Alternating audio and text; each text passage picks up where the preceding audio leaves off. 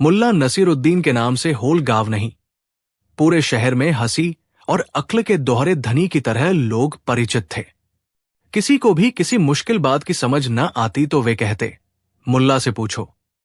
मुल्ला के पास जवाब अक्सर अजीब, कभी सीधा और अक्सर ऐसा कि सुनने वाले के हाथ पांव ठिठक जाते और मुस्कुराहट उनके चेहरे पर ठहर जाती। पर मुल्ला की अक्ल केवल हंसी तक सीमित नहीं थी, उसकी समझ में लोगों के दिलों के राज भी खुल जाते थे।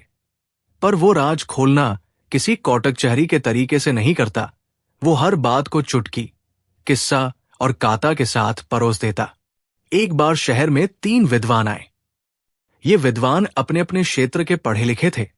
एक धर्म का ज्ञानी, एक धर्मशास्त्र और तर्कशास्त्र का महारथी, दूसरा जमीन जायदाद और कानून का जानकार, और तीसरा सूफी और रहस्य शैली का ज्ञाता। उनका परिचय शहर के मुखिया ने बड़े आदर के साथ करवाया। तीनों का उद्देश्य था शहर के लोगों के साथ ज्ञान का आदान प्रदान करना और कुछ दिनों के लिए किसी प्रसिद्ध दरबार में ज्ञान की मशविरा रखना। शहर में आकर विद्वानों ने बड़े बड़े भाषण दिए। धर्म का विद्वान अक्सर लोगों को सच्चाई और आध्यात्मिक जीवन का पाठ पढ़ाता। वो कहता कि आदमी को अपने मन में हमेशा ईमानदारी और तम श्रद्धा रखनी चाहिए। कानून और हकीकत जानने वाला विद्वान न्याय, जमीन जायदाद के नियम और प्रशासन की बारीकी समझाता। वो ठोस और तथ्यपूर्ण बातें करता। तीसरा, सूफी विद्वान लोगों के दिलों और इश्क के रहस्य खोलता। उसकी बातें भी रहस्यमयी और मधुर होती। तीनों का ज्ञान शहरवासियों को अच्छा लगने लगा और लोग उनकी कथाओं और व्याख्यानों में भीड़ लगाने लगे। मुल्ला नसीरुद्दीन जब ये सब देखता तो उसकी आंखों में वो शरारत खिल उठती। वो जानता था कि विद्वानों का ज्ञान बड़ा है, पर हर बुद्धिमानी के पीछे कोई न कोई इंसानी कमजोरी, कोई चाह, कोई डर छिपा रहता है। और इंसानी कमजोरी ही है जो बुद्धि को इंसान के जैसा बनाती है। मुल्ला को लगा, यदि इन तीनों के राज पता चल जाए तो लोग उनके सामने केवल पुस्तकों के पन्ने नहीं, एक इंसान की असलियत देख पाएंगे। पर मुल्ला ने सोचा कि उसे ये राज अपमान से नहीं, किस्से से और हंसी के साथ खोलने चाहिए, ताकि विद्वान भी हंसें और आत्मनिरीक्षण भी कर ले। 1-2 दिन के बाद मुल्ला ने फैसला किया कि वो इन तीनों विद्वानों से व्यक्तिगत रूप से मिलकर उनकी कमजोरियां और रहस्य सुलझाएगा। उसने योजना बनाई, सादा, सरल पर चालाक। वो सबसे पहले धर्म के विद्वान से मिलने गया। विद्वान की साधारण चादर, धूप में पकी सी लगन और आंखों में गहराई थी। मुल्ला ने नमाज या प्रार्थना का बहाना करके उनसे पास बैठने की अनुमति मांगी। विद्वान ने अपनी हाथ पर रखी किताब उठाकर मुल्ला को देखा और मुल्ला बोला, ए हजरत, आपने बड़े अच्छे तरीके से ईमान की बात बताई, पर बताइए, अगर आपके पास एक सिक्का हो और 2 भूखे लोग सामने हो तो आप किसे देंगे? किसी एक को या आधा आधा बात देंगे? विद्वान मुस्कुराए और बोले, मुल्ला, धर्म कहता है कि इंसान को दान करना चाहिए, किसी को भी दुख में नहीं छोड़ना चाहिए। मैं आधा आधा बांट दूंगा। मुल्ला ने आंख मारते हुए कहा, बहुत अच्छा, पर अगर तीसरा व्यक्ति आया, वो बड़ा बड़ा दान करने वाला है और तुम जानो कि तुम्हारा आधा देने से तुम्हें कल के लिए जरूरत होगी, तब तुम क्या करोगे? विद्वान कुछ सामान्य तर्क देने लगे कि आतिथ्य और दान में संतुलन बनाना चाहिए। मुल्ला ने धीरे से पूछा, और जो कभी अपने स्वार्थ को धर्म के पीछे छुपा लेता है, क्या वह सचमुच धर्म का पालन कर रहा है? विद्वान ने दया भरी नजर से कहा, धर्म नियत पर टिका है। मुल्ला ने हंसते हुए कहा, तो राज यही है, नियत नहीं, कभी कभी पेट चलता है। बड़े बड़े शब्दों के पीछे अगर पेट की आग हो तो वही आदमी देरसबेर वही करेगा जो पेट कहेगा। विद्वान ने आंखें खिड़काई, पर फिर वो मुस्कुरा दिए, क्योंकि मुल्ला ने कटाक्ष नहीं बल्कि सवालों का रास्ता निकाला था। विद्वान समझ गया कि उसकी महानता कितनी भी हो, लालच और भूख इंसान को प्रभावित कर सकती है। उसने मुल्ला के सामने हाथ जोड़कर कहा, तेरा प्रश्न अच्छा है। मुल्ला, ये तो सच है कि हमें हमेशा अपनी नीयत पर काम करना चाहिए। मुल्ला ने पहला राज हल्का सा खोल दिया। धर्म के पक्के उपदेशक के भी भीतर छोटी छोटी इच्छाएं हो सकती हैं, पर उसे पूरा राज खोलना था, और ये राज बड़े प्रेम से खुला। मुल्ला ने अगला कदम सूक्ष्म चाल में रखा। वो विद्वान को एक सुंदर यज्ञ नोटबुक देने का नाटक करता है, जिसमें एक नन्हा सा सिक्का छिपा रखे। उसने यज्ञ नोटबुक को गलती से विद्वान के पास ही रख दिया और कुछ दूर जाकर बैठ गया कि देखेगा विद्वान क्या करेगा। विद्वान ने नोटबुक पकड़ी, सिक्का देखा और बिना किसी को बताए पास के गरीब मियां को दे दिया। ये देखकर मुल्ला का चेहरा खिल उठा। उसने सोचा, हर नियम के पीछे इंसान में अच्छाइयां भी होती हैं। उसने धीरे से उठकर विद्वान से कहा, अरे, आपने तो सचमुच दिखा दिया, आपके पास भी मानवता है। विद्वान ने नम्रता से कहा, अरे मुल्ला, ज्ञान किताबों से आता है, पर उसका फल मन से मिलता है। मुल्ला ने हंसते हुए कहा, बस मेरा पहला राज तो यही। बड़े बड़े भाषणों के पीछे भी अगर अच्छाइयां हों तो वे राज थोड़े ही दब सकते हैं।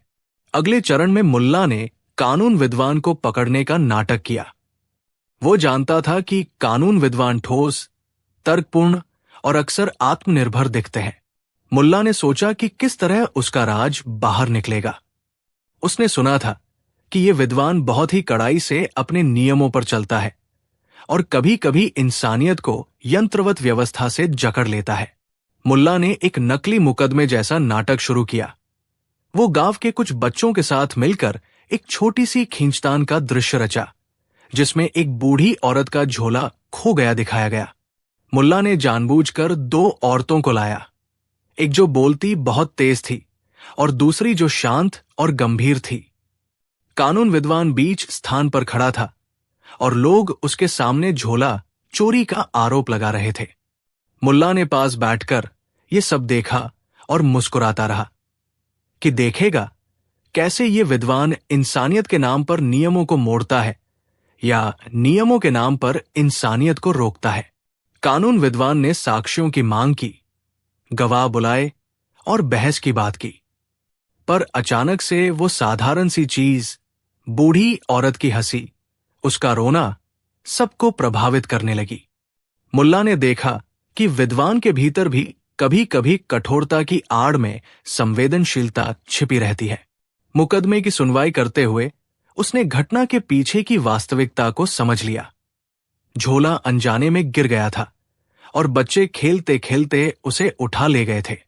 कानून विद्वान ने देखा कि नियमों का पालन तब भी इंसान के हित में होना चाहिए और नियमों का कठोर अनुपालन इंसानियत को चोट पहुंचा सकता है। उसने मुकदमा शांति से खत्म कर दिया और झोला सही मालिक को लौटा दिया। मुल्ला ने दबी मुस्कान में कहा, दूसरा राज ये है कि कानून कठोर हो सकता है, पर उसे इंसान की दया और समझ के साथ चलाना ही असली न्याय है। अंत में तीसरा विद्वान बचा, सूफी। उसका रहस्य सबसे जटिल और सुहावना था। सूफी की बातें अमूमन एक अलग ही दुनिया में ले जाती। वो इश्क, खुदा और आत्मा की बातें करता, पर मुल्ला ने सुना था कि सूफी का जीवन भी किसी न किसी तरह के अभिमान से मुक्त नहीं रहा, क्योंकि ज्ञान और रहस्य की गहराई ने उसे सम्मान दिलाया था और कभी कभी सम्मान ही आदमी का गुरूर बन जाता है। मुल्ला ने सोचा कि इस विद्वान की असलियत पाने के लिए उसे एक ऐसा मौका चाहिए जहां सूफी अपना असली रूप दिखाए या छुपाए। मुल्ला ने फिर से चाल चली। उसने शहर के एक छोटे से मेले का आयोजन किया और सूफी को आमंत्रित किया कि वो वहां कुछ कहें। मेले में हंसी ठिठोली, संगीत और रंग थे और मध्य में सूफी ने बैठकर मधुर भजन गाए।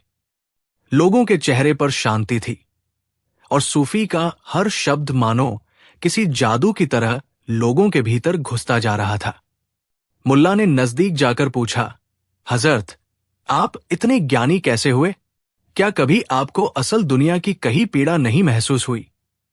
सूफी ने आंखें बंद कर ली और बोले, हां, पीड़ा तो महसूस होती है, पर पीड़ा जब इतना गहरा होकर आती है तो इंसान उसे भुलाने की कोशिश करता है और कहता है कि ये सब खुदा की इच्छा है। पर मेरे भीतर भी कभी कभी अहंकार उठ जाता है। लोग मेरी बातें सुनते हैं तो मैं सोचता हूं कि मैं कितना महान हूं। मुल्ला ने ठहाका लगाया और कहा, तो राज यही है। आपका भी मन मानता है कि आप अलग हैं, पर क्या आपको नहीं डर लगता कि ये अहंकार आपको अकेला कर देगा? सूफी कुछ क्षणों के लिए चुप रहा। उसकी आंखों में एक रोशनी सी चमकी। वो बोला, बेशक, पर मैं यही कहता हूं कि जब भी अहंकार आता है मैं उसे रहस्यों की गहराई में समा देता हूं, और ये मेरे लिए एक परीक्षा बन जाती है। मुल्ला ने तुरंत कहा, आपका राज भी यही। रहस्यों के पीछे भी आदमी की जय और हार छिपी रहती है। मुल्ला ने तीनों विद्वानों के साथ अपनी छोटी छोटी चालें और नाटक किए, पर असल में उसने उनके राज को न तो उजागर किया न कटाक्ष किया, बल्कि हर राज को प्यार से, नम्रता से और एक दर्पण की तरह टटोला। पर मुल्ला का असली मंसूबा बड़ा था। उसने सोचा कि क्यों न शहर के लोगों के सामने एक ऐसा मंच बनाया जाए जहां ये तीनों विद्वान स्वयं ही अपने रहस्य और कमजोरियां साझा कर दें, ताकि लोग ये समझें कि ज्ञान केवल पुस्तकों का नहीं, इंसान की अच्छाई और कमजोरी का संगम है। उसने शहर के मुखिया से अनुमति ली और एक शाम सबको बुलाया। मंच पर तीनों विद्वान बैठे तो लोग आश्चर्यचकित हुए। क्या हुआ ऐसा कि तीनों स्वयं सामने आए? मुल्ला ने सभा को संबोधित किया। उसकी बातों में हल्की सी चंचलता और गहरी समझ थी। उसने कहा, हमें ये याद रखना चाहिए कि विद्वान बड़े होते हैं, पर उनके भी छोटे छोटे राज होते हैं। धर्म का विद्वान हमें बता सकता है कि क्या सही है, पर उसका भी पेट भरा होना जरूरी है। कानून विद्वान हमें न्याय सिखाता है, पर कभी कभी उसे भी दया के साथ चलना चाहिए। और सूफी हमें रहस्य दिखाते हैं, पर उनके भी अहंकार के बादल कभी छा जाते हैं। लोग चौंके, क्योंकि ये सीधी बात किसी ने नहीं कही थी। तीनों विद्वान भी धीरे धीरे मुस्कुराते हुए उठे। उन्होंने अपनी अपनी बातें साझा की। धर्म के विद्वान ने कहा कि उसने भी कभी कभी मानवीय जरूरतों के कारण कड़े नियमों में छूट दे दी।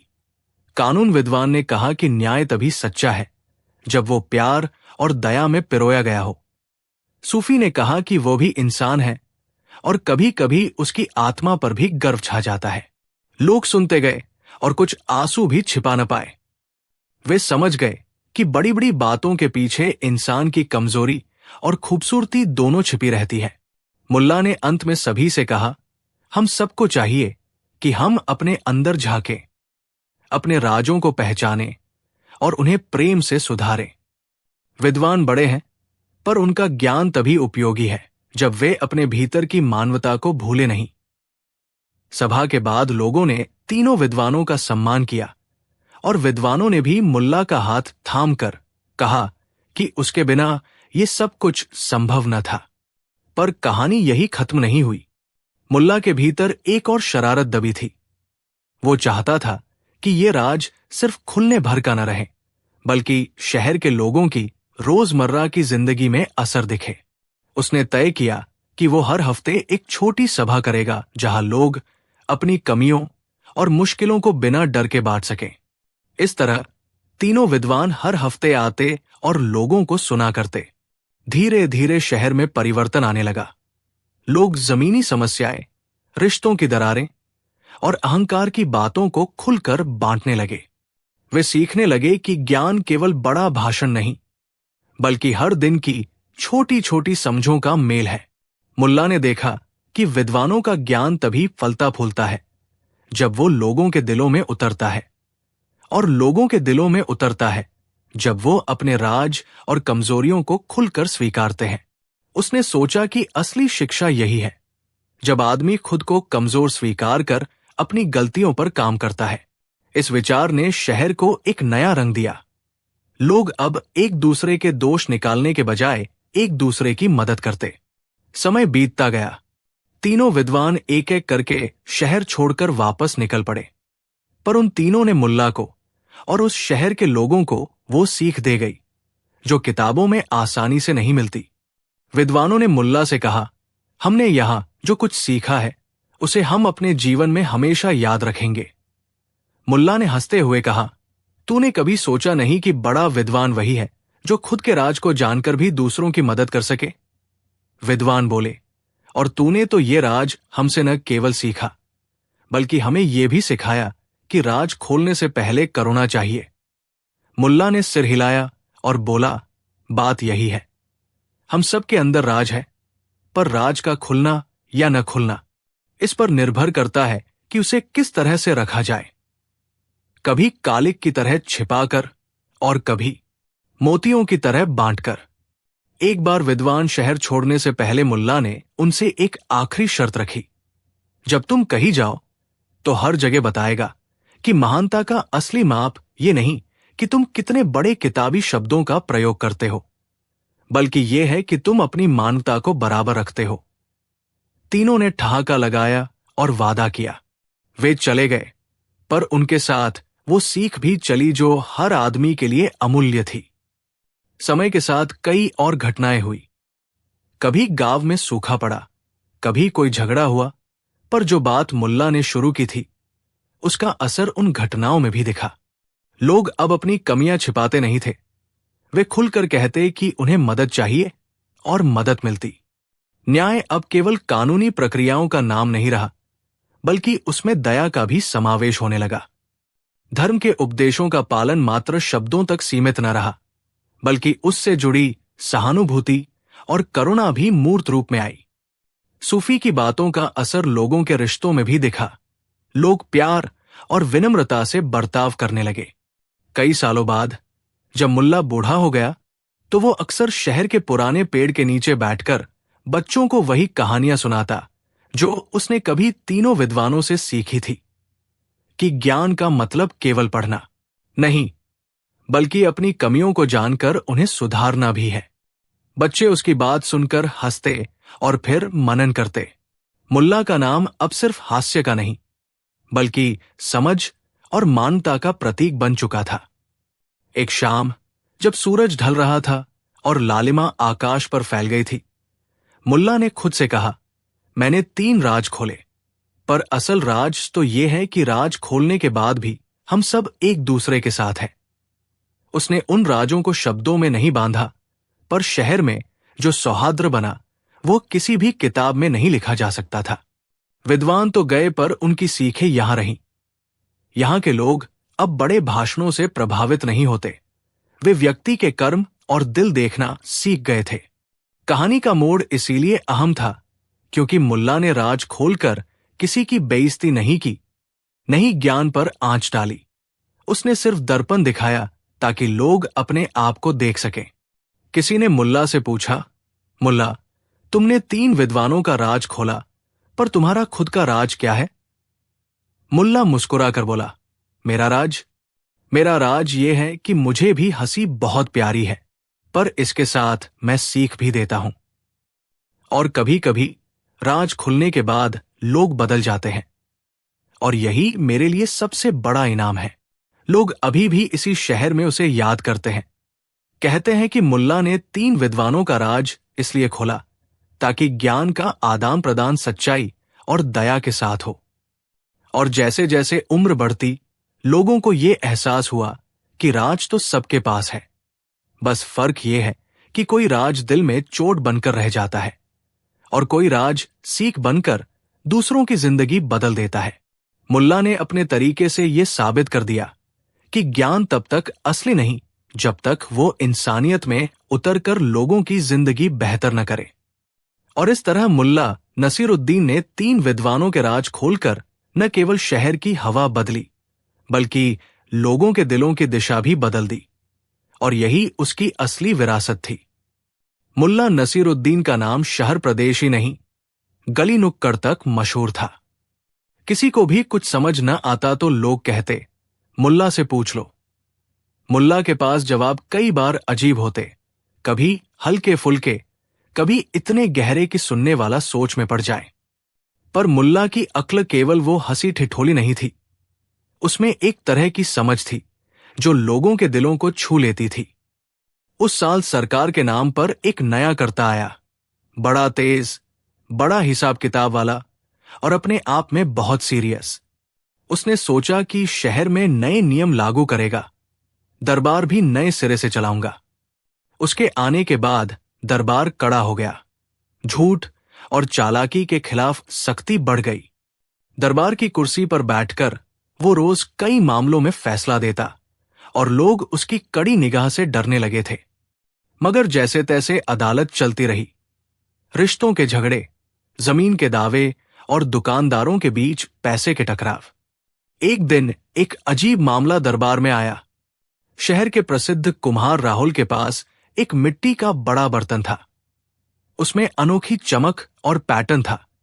देखते ही नजर टिक जाती। वही बर्तन राहुल अपने परिवार की पीढ़ियों से संभाल कर रखता था। एक साल राहुल के पड़ोसी लकड़हारा करमचंद तकरार कर बैठा कि वो बर्तन उसके पूर्वज ने बनवाया था और वो उसका असली मालिक है। दावे इतने जोरदार थे कि दोनों में आत्मिक जुड़ाव और गुस्सा दोनों दिखे। मामला बढ़ता गया और दोनों ने दरबार का दरवाजा खटखटाया। दरबार में दोनों तरफ के गवाह हैं। कुछ पुराने दस्तावेज, कुछ घरमाल मालकों की कहानियां और ढेर सारी भावनाएं। कर्ता ने गंभीर आवाज में कहा, दस्तावेज नहीं साफ है, गवाहों की गिनती भी मिली जुली है। मैं लिखता हूं कि बर्तन इस समय के मालिक राहुल को दिया जाए, पर यदि कोई ठोस प्रमाण मिले तो फैसला बदला भी जा सकता है। मार्गरेट, नया कर्ता, जितना दार्शनिक था उतना ही सख्त भी। उसकी नजरें ठंडी थी और उसने फैसला ऐसे दिया कि दोनों के चेहरे पर संतोष जैसा कुछ भी नहीं था। लोग चले गए, पर यह मामला हवा में नहीं थमा। गांव के चौपालों में लोग बहस करते रहे। आखिर ऐसा क्यों हुआ कि एक जोरदार निर्णय दिलों को ठंडा छोड़ गया? ठीक उसी समय मुल्ला नसीरुद्दीन दरबार में आए। मुल्ला का नाम सुनकर लोगों की उम्मीदें जगी। कुछ ने सोचा कि वो बस हंसी ठिठोली करेगा और भीड़ को खुश कर देगा, मगर मुल्ला के मन में कुछ और था। उसने सोचा कि ये लड़ाई सिर्फ बर्तन की नहीं, बल्कि लोगों के भीतर छिपे हुए डर, अहंकार और अतीत की यादों की है। उसने ठानी कि आज दरबार में वो ऐसा करेगा कि सब चौंक उठेंगे। मुल्ला ने दरबार के कर्ता से अनुमति मांगी कि वो एक प्रस्ताव रखे। कर्ता ने मुस्कुराकर कहा, मुल्ला, कभी कभी तेरे उपदेश काम आते हैं, पर अदालत नियमों से चलती है। फिर भी तेरी बात सुन ली जाए। मुल्ला ने कहा, हजरत, केवल सुनवाई नहीं, अगर आप सब मन से मान ले तो सत्य की परख भी कर सकते हैं। कर्ता ने चुटकी ली। अच्छा, पर दिखाओ कैसे? मुल्ला ने पास के बाजार से कुछ सामान मंगवाए। एक बड़ी सफेद चादर, एक साधारण मिट्टी का कटोरा, एक छोटा शीशा और एक बाल्टी साफ पानी। उन चीजों को देखकर अदालत में हल्की सी हैरानी हुई। मुल्ला, ये सब क्या है? किसी ने पूछा। मुल्ला ने सरलता से कहा, बस यही, पर इनसे बड़ा वो राज खुल जाएगा जो दावे और दस्तावेज नहीं खोल पाए। लोगों की दृष्टियां अब अधिक तीखी हो गई। कुम्हार और लकड़हारा दोनों वहां थे। राहुल की आंखों में परिवार की यादें और करमचंद की आंखों में पुरानी शिकने झलक रही थी। मुल्ला ने चादर को दरबार के बीच फैलाने का आदेश दिया और कटोरे में पानी भरा। फिर उसने कटोरे के उसी पानी में शीशे को डुबोकर चादर पर रखा और दोनों जुगनुओं की तरह चकाचौंध के छोटे छोटे बूंदों से चादर पर पानी बिखेर दिया। पर यह पानी साधारण नहीं था। मुल्ला ने कुछ शब्द फुसफुसाए, ऐसा कुछ जो सुनने वालों के कानों में आया ही नहीं। फिर उसने कहा, हम सबने सच देखा है, पर सच कभी कभी मोड़ कर आता है। इस पानी में जो चिन्ह बनेगा वही सच्चाई का संकेत देगा। लोग टकटकी लगाए हुए थे। ये कौन सा जादू है? कर्ता ने भौहें चढ़ाई पर चुप बैठा रहा। मुल्ला ने शीशे पर बर्तन का नाम लिखा, फिर शीशे को पानी में डुबोया और चादर के ऊपर उसे रख दिया। कुछ सेकंड के बाद चादर पर पानी की बूंदें अजीब तरह चमकने लगी और एक एक करके उनमें से छवियां उभर आई। छवियां नहीं, पर छोटे छोटे झिलमिलाते हुए दृश्यों के टुकड़े। पहली बूंद में एक बड़ा सा घर दिखाई दिया, चूल्हे की आग और घर के कोने में एक बर्तन रखा हुआ। किसी ने फुसफुसाया, ये राहुल का घर है।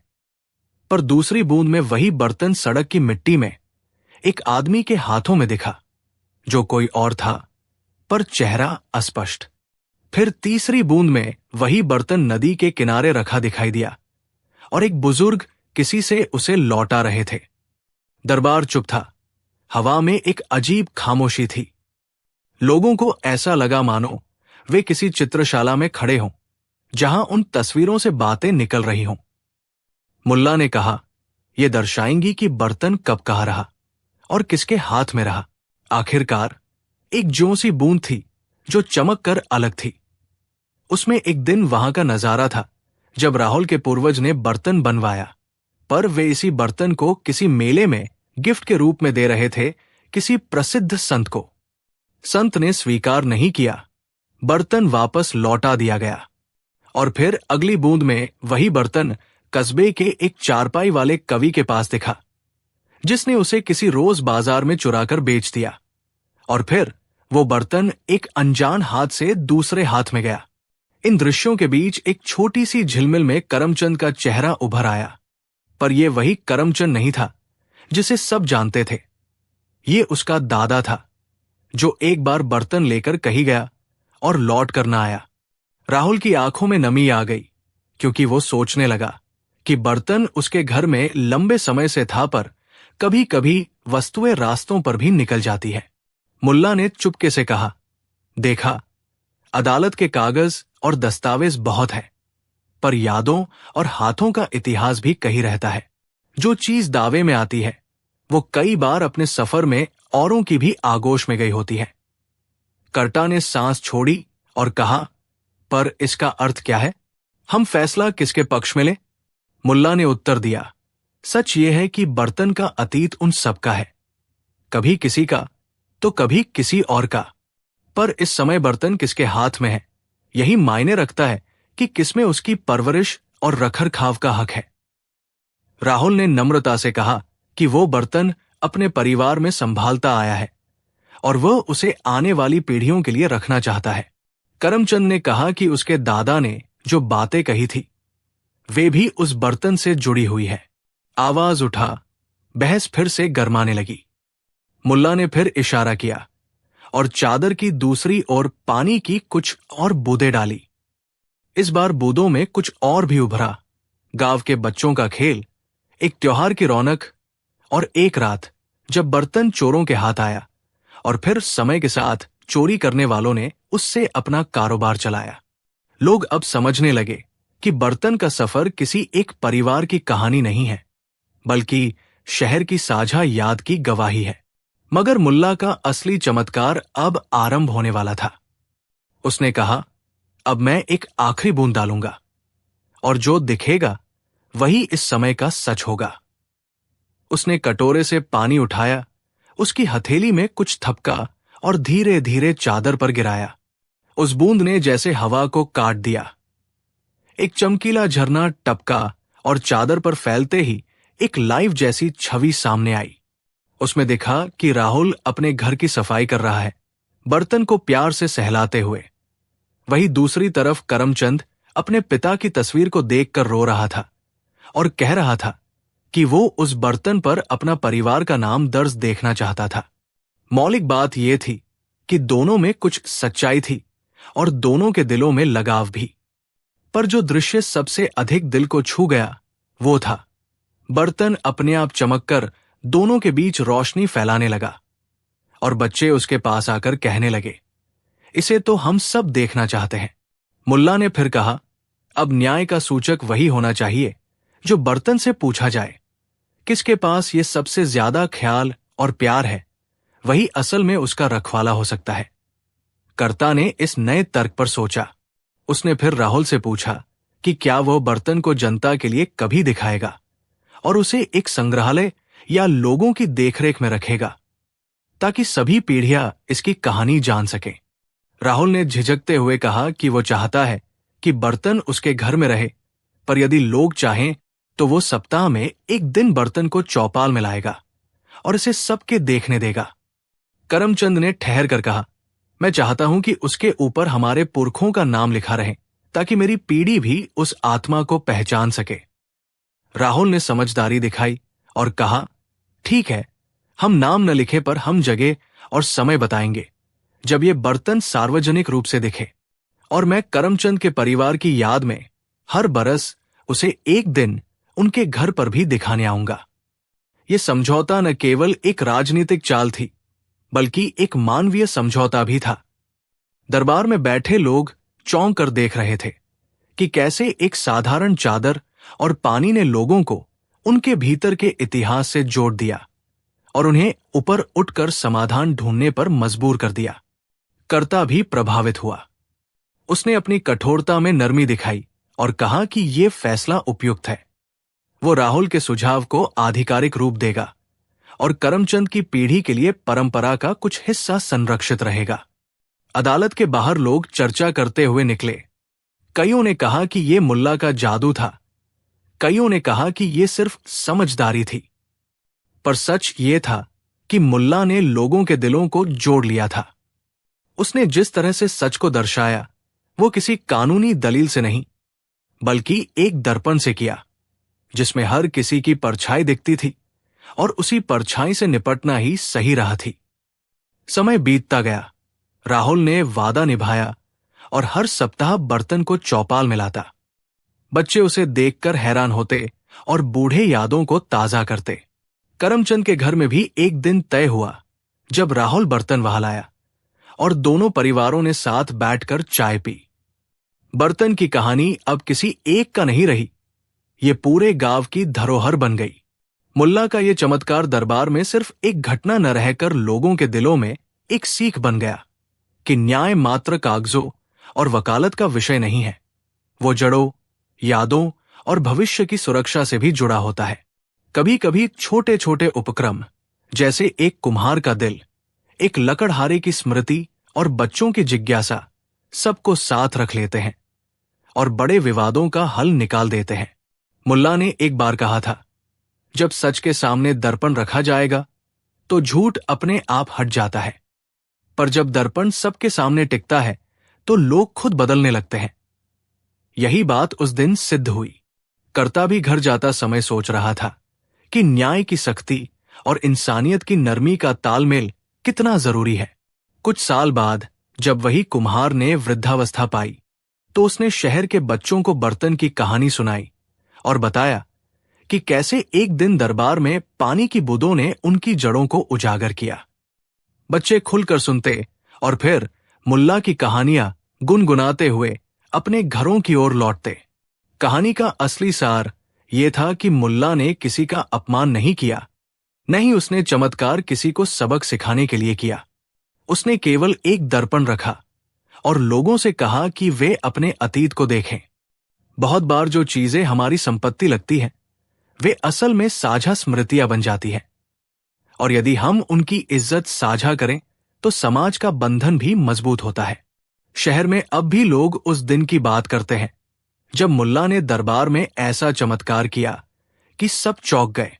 वे कहते हैं कि मुल्ला ने केवल एक चीज साबित की कि न्याय का असली चमत्कार तब होता है जब लोग अपने भीतर की कहानी स्वीकार कर लें और दूसरों की यादों को भी अपना समझें।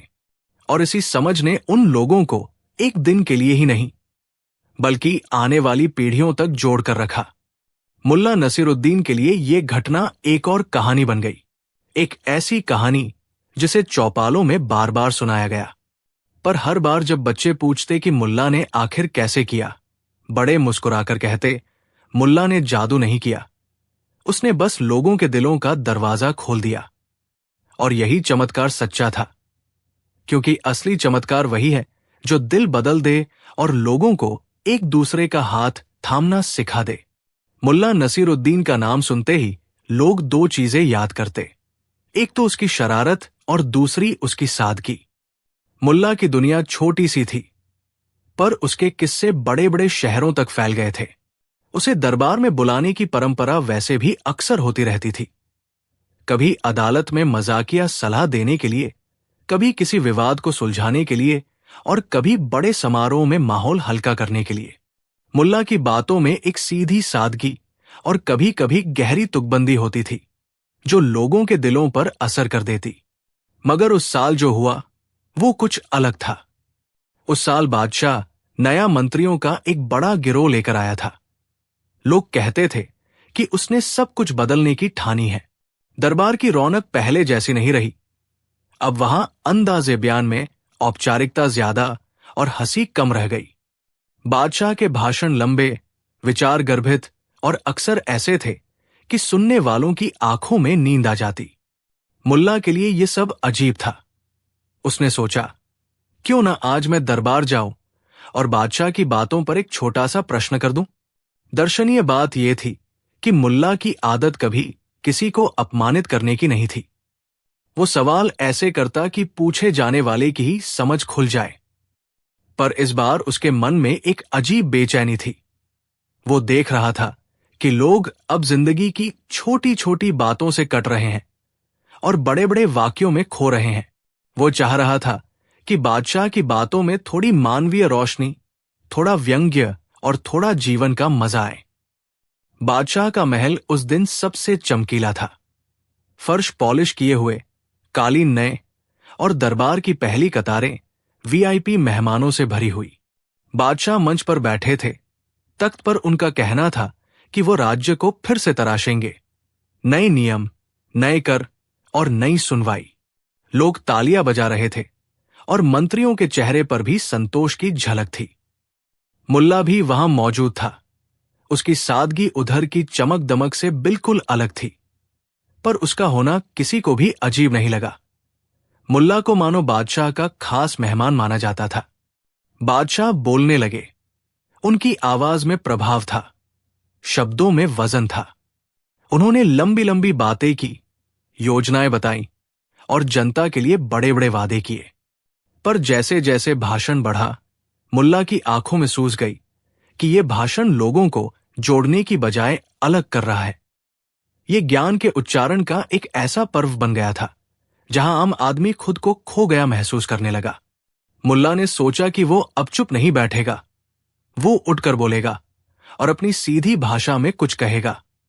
पर उसी क्षण कुछ ऐसा हुआ जिसने सबका ध्यान खींच लिया। दरबार के एक कोने में बैठे अजीबोगरीब सरपंच के अंगूठे से अचानक एक छोटा सा पंखा गिर गया। पंखा जैसे हवा के झोंके से उड़कर गिरा और उसका ईंटे जैसा रंग कालीन के लाल रंग से अलग दिखा। यह छोटी सी घटना किसी के भी नजर से बच सकती थी, पर उसी समय महल की मुख्य दरवाजा खुला और एक युवक घोड़े पर आंखों में धूप लिए आया।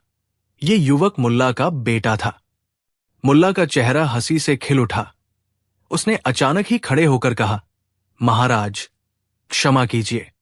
मेरे बेटे ने कहा कि आज उसका बैल बाजार में खो गया है और उसे ढूंढना है। मैं उसे साथ लेकर चला जा रहा हूं। बादशाह ने अपनी आंखें घुमाई और कहा, मुल्ला, ये जाकर हमारे भाषण का महत्व कम न करो। हम यहां राज्य की भलाई और न्याय की बात कर रहे हैं। मुल्ला ने नम्रता से सिर हिलाया और कहा, हुआ भी वही, मगर बेटा मेरा इंतजार कर रहा है और बैल कहीं बिखर गया है। जब बच्चों के बैल खोते हैं तो उनका दिल भी खो जाता है। कुछ लोग हंसे, पर कुछ की आंखों में आश्चर्य था। बादशाह की बातों के बीच में कोई कैसे धड़कन रख सकता है? मुल्ला ने महल छोड़ा, पर यह आसान नहीं था। महल के अंदर जाने और बाहर निकलने की शिष्टता होती है, खासकर तब जब बादशाह भाषण दे रहे हों। लोगों की नजरें उस पर थी, किसी का अदब, किसी का झटका और किसी का ज्ञान। मुल्ला ने दरवाजे की तरफ बढ़ते हुए एक बार पलटा और कहा, महाराज, अगर मेरे निकलने से आपके भाषण का असर कम हो रहा है तो मैं दरबार में ही बैठ जाऊं, पर मेरा बेटा बाहर रो रहा है। बादशाह ने गंभीर स्वर में कहा, मुल्ला, हमारे देश की समस्याएं बड़ी है। तुम्हारे एक बेटे का बैल सुलझाने की बात इन सभी से छोटी नहीं है। अगर हर कोई अपने निजी मसले लेकर बाहर भगा तो कौन राज संभालेगा? मुल्ला ने धीमे से कहा, महाराज, आप सही कहते हैं। राज महान है, पर राज की हवा भी लोगों की सांस से चलती है। अगर राज की बातें लोगों के अंदर उतरे नहीं तो वो सिर्फ शब्द बनकर रह जाती है। ये बात दरबार में एक तरह के सन्नाटे की तरह गूंजी। लोगों ने सोचा, क्या मुल्ला फिर से मजाक कर रहा है? पर उसकी आंखों में सच्चाई थी। उसने देखा था कि बादशाह के भाषणों का असर तभी होगा जब वे लोगों के जीवन में उतरे, और उसके बेटे का बैल भी उन जीवनों का ही हिस्सा था। मुल्ला ने तो सिर्फ ये कहा कि जीवन के छोटे हालात भी राज की नींव होते हैं। बादशाह असहज हुआ, पर उसने एक तरह की करुणा दिखाई। उसने कहा, ठीक है मुल्ला, जाकर अपने बेटे की मदद कराओ, पर लौट कर आना भी, और ये देखना कि क्या राज की बातों का असर हुआ। मुल्ला झट से महल से बाहर निकला। जैसे ही वो महल की सीढ़ियां उतर रहा था, लोगों ने देखते हुए कहा कि वो बड़ा निडर है। कोई कहने लगा कि ये बेशर्मी है, पर मुल्ला के लिए ये सब सामान्य था। वो बस अपने बेटे की तलाश में लगा। मुल्ला ने महल के विशाल दरवाजे से बाहर कदम रखा और महल की चमक दमक से निकलकर एक गली में पहुंच गया जहां बच्चे खेल रहे थे और दुकानदार अपनी छोटी छोटी बातों में लगे थे। उसने पूछा पूछ कर बेटे का पता लगाया। वो बाजार की एक गली में मिला, बैल के पीछे भागता हुआ। लोग हंस रहे थे, पर मुल्ला ने बैल को पकड़ा, बेटे को गोद में उठाया और कुछ बिस्कुट खरीदे। उसने देखा कि शहर के लोग व्यस्त थे, किसी के पास उसका समय नहीं था, पर बच्चे ने उसे देखा और कहा, मुल्ला चाचा, आप तो बादशाह के पास थे। वो बोले जा रहे थे। मुल्ला ने हंसते हुए कहा, हाँ बेटा, पर लोगों की बातें तब तक असर नहीं करती जब तक वे घरों में पसार न जाए। वो वापस महल की तरफ लौटा, पर लौटते समय उसने देखा कि बाजार में बहुत से लोग अब बादशाह के भाषण पर चर्चा कर रहे थे। कुछ कह रहे थे कि योजना अच्छी है, पर कुछ कह रहे थे कि इसे लागू करना कठिन होगा। मुल्ला ने सोचा कि शायद उसका निकलना नकारात्मक नहीं रहा, लोग अब बात कर रहे थे। पर जब वो महल के अंदर घुसा तो देखता है कि हाल बदल चुका था। बादशाह की आंखों में कोई गंभीरता थी। लोग उसकी ओर ताक रहे थे। मुल्ला ने जब महल में कदम रखा तो सबकी निगाहें उस पर थी। कुछ में आश्चर्य, कुछ में गुस्सा, पर सबको एक जैसा लग रहा था कि मुल्ला ने दरबार की गरिमा में सेंध लगाई। बादशाह ने कहा, मुल्ला, तुम वापस आओ। कहां चले गए थे? मुल्ला ने अपनी सादगी में कहा, महाराज, मैं अपने बेटे के साथ कुछ समय गुजारने गया था। वो डर गया था। बादशाह ने फिर पूछा, क्या तुम्हें नहीं लगता कि तुमने दरबार की गरिमा को ठेस पहुंचाई? मुल्ला ने धीरे से उत्तर दिया, महाराज, गरिमा तभी कायम रहती है जब वो लोगों की गरिमा के साथ रहें। अगर हम अपनी भाषा इतनी ऊंची कर दें कि आम आदमी उसे न समझ सके, तो गरिमा क्या मायने रखती है? ये बात दरबार में कुछ लोगों को जैसे झन्ना कर गई। वे सोचने लगे कि मुल्ला ने ठीक कहा। फिर अचानक एक युवा मंत्री ने बोलने की हिम्मत दिखाई और कहा, बादशाह, मुल्ला की बात पर गौर करें। हमारे निर्णय तभी सफल होंगे जब वे लोगों तक पहुंचे। बादशाह ने कुछ सोचा और फिर मुस्कुराते हुए कहा, ठीक है, आज से मैं हर हफ्ते एक बार ऐसी सभा करूंगा जिसमें आम लोगों के प्रतिनिधि भी बुलाए जाएंगे, ताकि हमारी नीतियां उनकी भाषा में हों। मुल्ला ने चुपचाप सिर हिलाया, और उस दिन के बाद कुछ भी पहले जैसा न रहा। बादशाह ने वादा निभाया। सप्ताह में एक दिन महल का दरबार खुले दिल से आम लोगों के लिए रखा गया। वहां लोग अपनी छोटी छोटी समस्याएं लेकर आते और सुनवाई होती। मंत्री भी लोगों के बीच बैठकर उनकी भाषा सीखी। शहर में यह बदलाव धीरे धीरे महसूस होने लगा। लोगों ने देखा कि सरकार अब केवल ऊंचे शब्दों की बात नहीं कर रही, बल्कि उनके जीवन की वास्तविक परेशानियों पर ध्यान दे रही थी। मुल्ला का महल छोड़ने का किस्सा शहर भर में फैल गया। कुछ लोग उसे बेहुदा समझते थे, पर कईयों के दिल में उसने एक नया सवाल बो दिया। क्या गरिमा का अर्थ केवल आत्मकेंद्रित अधिकार होते हैं, या उसका संबंध लोगों की जिंदगी से है? मुल्ला ने अपने सादे जीवन में खुशी पाई कि उसने अनजाने में एक छोटी सी क्रांति की शुरुआत कर दी थी। समय के साथ बादशाह का रूप भी बदलता गया। उसने जनता के साथ बैठना सीखा, उनकी बातें सुनकर नीतियां बदली, और महल में भी एक तरह की विनम्रता आ गई। मुल्ला को अक्सर दरबार में सुना जाता, और अब लोग उसके शब्दों को केवल हंसी तक सीमित नहीं रखते थे, वे उससे सीखते भी थे। कई सालों के बाद जब मुल्ला बूढ़ा हुआ तो बच्चों को सुनाते हुए वो अक्सर वही कहानी दोहराता कि कैसे उसने पहली बार बादशाह के भाषण के बीच महल छोड़ा और उससे एक बड़ा बदलाव आया।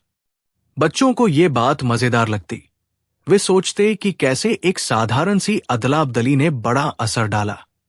पर मुल्ला एक बात कहकर कहानी खत्म करता, हमें अपने घर, अपनी गलियों और अपने बच्चों की जिंदगी को कभी सरकारी भाषणों से कमतर न समझना चाहिए। राज वह है जो लोगों की सांसों में चला जाए। और इस तरह मुल्ला ने न केवल महल छोड़ा बल्कि महल में बैठे लोगों के दिलों का दरवाजा खोल दिया। इसी को लोग असली चमत्कार मानते हैं। उसकी सादगी ने यह सिखाया कि कभी कभी बड़ी नीतियों के बीच एक खोया हुआ बैल भी बड़ी बातों का कारण बन सकता है। मुल्ला का नाम फिर से यादों में चमक उठा, वो आदमी जिसने दिखाया कि राज और जीवन का मेल ही असली मर्म है। मुल्ला नसीरुद्दीन के किस्से शहर भर में मशहूर थे। कभी किसी दरबार की हल्की फुल्की फुर्सत में, कभी चौपाल की हलचल में और कभी किसी शादी समारोह की चहल पहल में। मुल्ला की सादगी और चतुराई लोगों को हंसाती भी और चौंकाती भी। पर उस साल जो कुछ हुआ वो किसी पुराने किस्से से कहीं अधिक उलझा और रंगीन था। ये वही कहानी है जब शाही परिवार में एक ऐसी लड़ाई छिड़ गई कि दरबार की दीवारें भी सुनसान सी लगने लगी, और जहां मुल्ला ने अपनी अजीब सी समझदारी से एक अजीब सा हादसा ऐसा मोड़ा कि अंत में सभी की आंखों में नमी और मुस्कान दोनों आए। शाही परिवार का नाम राजपुर था और उसका शाही महल शहर की सबसे ऊंची इमारत की तरह था। चमकदार झरोखों, ऊंचे गुंबदों और सुनहरे पोलों से सजा। राजा आफताब उदासीन स्वभाव के थे, पर उनके दिल में न्याय का तेज झिलमिलाता रहा। उनके साथ राजकुमारी नूर, जो अपने पिता की आंखों की तरह थी, और 2 पुत्र, रजा जो वीर और क्रोधी था, और समद जो शांत और विचारशील था। घर में राजकुमारी की एक बड़ी मित्रा नवाब बहू रुबिया भी रहती। वो शाही वेशभूषा के बावजूद लोगों में बड़ी लोकप्रिय थी। इस परिवार की शोभा देश के कोने कोने तक फैली थी, पर किसी चीज ने उनकी रोशनी में दरार डाल दी। एक छोटी सी अनबन जिसने बड़े से बड़ा तूफान खड़ा कर दिया। एक दिन महल में एक पुराने अन्य लोहे के कवच का संग्रह दिखाया जा रहा था, जिन पर पुराने युद्धों की धूल थी और हर निशान एक कहानी कहता था। राजा ने आदेश दिया कि उन हथियारों में एक पुराना तलवार रखा जाए, जिसे राजघराने के मानशान के लिए खास माना जाता था। कहा जाता था कि वो तलवार राजा के पूर्वज ने युद्ध में जीती थी और वो परिवार की इज्जत का प्रतीक थी। उसी शाम दरबार में उस तलवार की शोभा कराई गई और महल के सभागार में हर कोई ताली बजाने आया। लेकिन खूबसूरती के साथ ही उस तलवार का किसी पुराने वादे से भी संबंध था। किसी ने कहा था कि जिस समय तलवार शाही कक्ष में नहीं रहेगी, उस समय परिवार में कलह और कटुता जन्म ले सकती है। जैसे ही तलवार को रखा गया, एक पुरानी घड़ी की तरह दुनिया में एक अजीब सी ठहराव महसूस हुआ। कोई नहीं जानता था कि ये चेतावनी केवल एक कहानी थी या किसी पुराने सच की झलक। कुछ हफ्तों के भीतर ही छोटे छोटे झगड़े घर के भीतर बढ़ने लगे। रजा और समद की रत में खिंचाव आने लगा। रजा चाहता था कि सेना के मामलों की जिम्मेदारी उसे दी जाए, क्योंकि वो युद्ध को पसंद करता था और वीरता को सम्मान देता था। समद चाहत रखता था कि वो प्रशासन और प्रजा के कल्याण की जिम्मेदारी ले। वो शांत मन से लोगों की बातें सुनता और समझदारी से काम करना चाहता था। राजा के असमंजस ने इन दोनों में दरार पैदा कर दी। कहा जाने लगा कि तलवार की मौजूदगी ने जैसे दोनों में प्रतिस्पर्धा का मामला तेज कर दिया। इसी बीच महल की रसोई में भी एक छोटी सी चूक हो गई। रानी के लिए बनाई गई शाही मिष्ठान में कुछ मसाले गलत ढंग से डाल दिए गए और स्वाद कुछ अलग निकल आया। ये बात छोटी लगती थी, पर रानी ने इसे शाही अपमान समझ लिया और राजकुमारी नूर ने रसोई के प्रधान को हटा दिया। यही छोटी छोटी घटनाएं घर में बड़ी बनकर उभरी।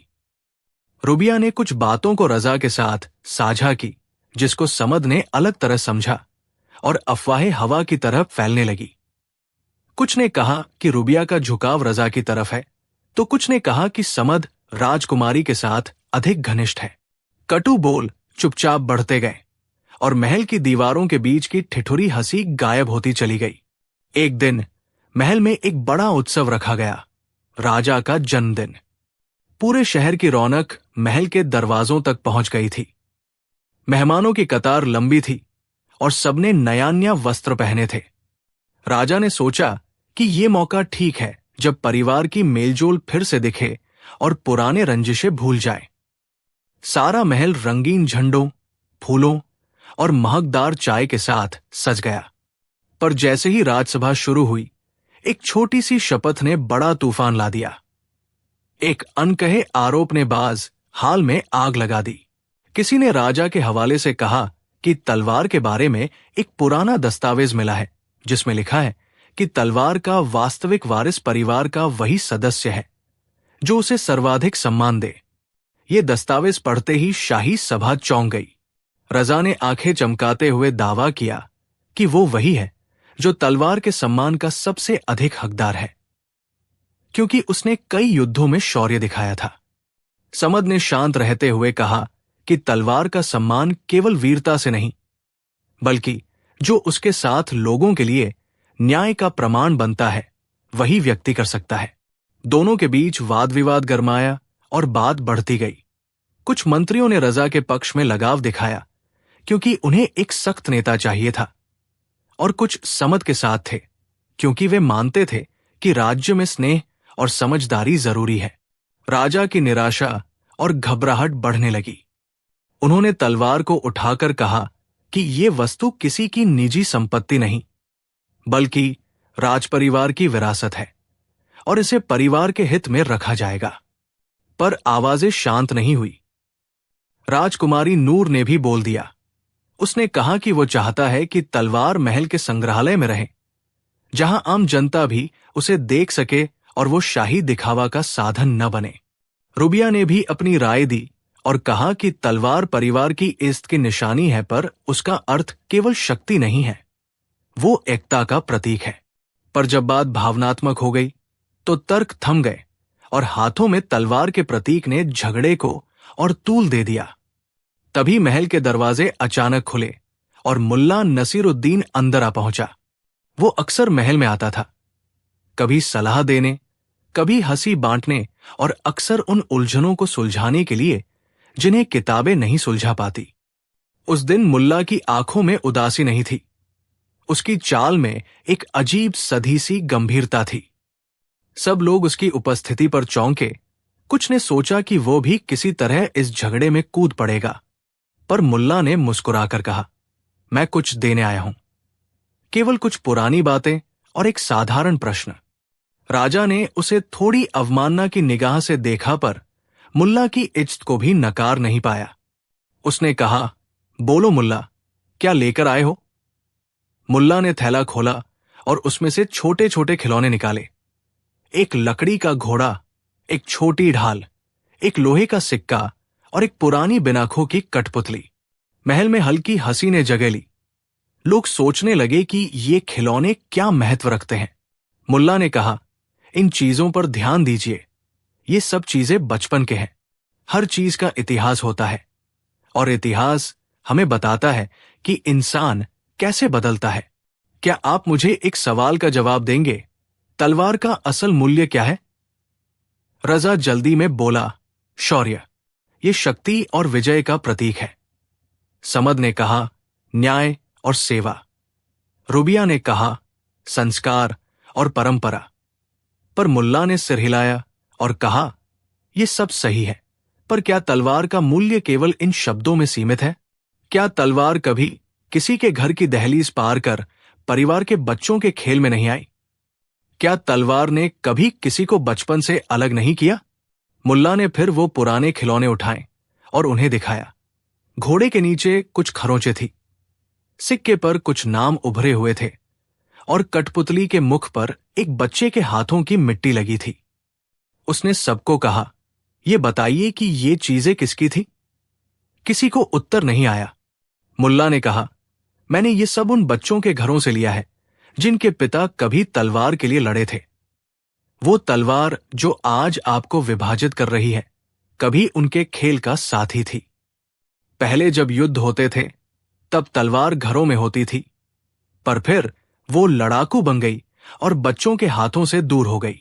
मैं आपको एक खेल दिखाना चाहता हूं, एक सरल खेल। मुल्ला ने चारों शाही लोगों से कहा कि वे उन खिलौनों को अपनी हाइट के अनुरूप रखें, जहां वे सबसे सुरक्षित महसूस करें। रजा ने घोड़ा उठाकर उसे अपने कमर के पास रखा। समद ने सिक्का अपनी हथेली में रखा। राजकुमारी ने कठपुतली को कोमलता से सहलाया और रुबिया ने ढाल को एक फूल की तरह सजाया। फिर मुल्ला ने कहा, अब आप लोगों को यही बताना है कि इस खिलौने का असली स्वामी कौन है। पर वो स्वामी एक दिन लौटकर उन बच्चों को भी बताएगा कि तलवार का क्या अर्थ है। ये प्रश्न पहली बार दोनों भाइयों के मन में कुछ नया लाया। वे सोचने लगे कि तलवार केवल शौर्य का प्रतीक है, पर वो भी किसी की यादों से बंधी रही है। मुल्ला ने फिर एक और चाल खेली।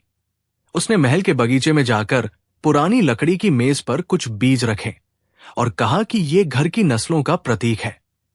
किसी भी पेड़ की जड़ों में कई कहानियां होती हैं। उसने कहा कि तलवार ये तय नहीं कर सकती कि कौन राजा बनेगा। किसी तलवार का असली सम्मान तब है जब वो उस घर के बच्चों के खेल की आन आबोताब का हिस्सा बनी रहे।